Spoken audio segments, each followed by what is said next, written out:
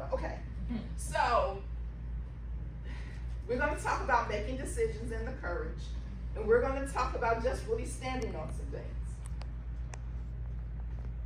So first of all, let's define a crisis.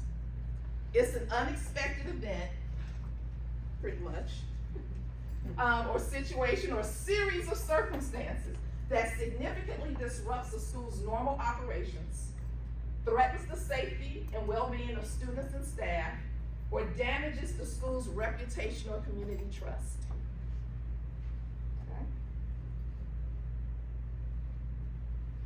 Okay. Again, crisis management. It's about managing the events, the processes, the procedures, and the protocols. It's about crisis management is staying in that box, because that box is safety.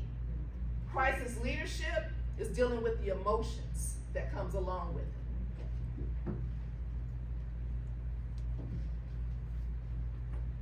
I have it upside down. I turned the pyramid upside down because the most important part of crisis management is pre-event. It is being prepared. It's be ready so you don't have to get ready. Okay? Then we talk about the event. We're going to talk about a little bit about the post-event. But I'm going to spend the most time on pre-event. So I was in high school, and all my life, I was one of those little kids. What are you going to be when you grow up? I'm going to be a teacher. I'm going to be a teacher. I get to high school, I get accepted in my senior year to college, the Teachers College in Chicago, Chicago State University. It was the Teachers College. In my senior year, I looked around at the disrespect the teachers were receiving. I just looked at it, I said, I'm going into business. And everybody in my household was like, wait, what? So I went into business for a few years, and then I went to Chicago State to say, after a few years in business, I said, I want a master's. I'm going to go into public relations.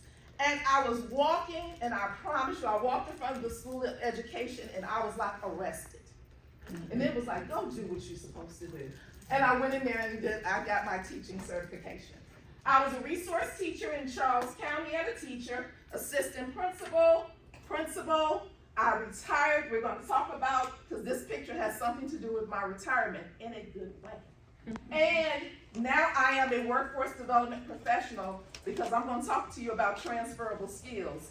Everything that you're doing now is very valuable in the business world, extremely. And so this picture, I was thinking about retiring. I was tired. I was worn out. I had burnt out, to be quite honest.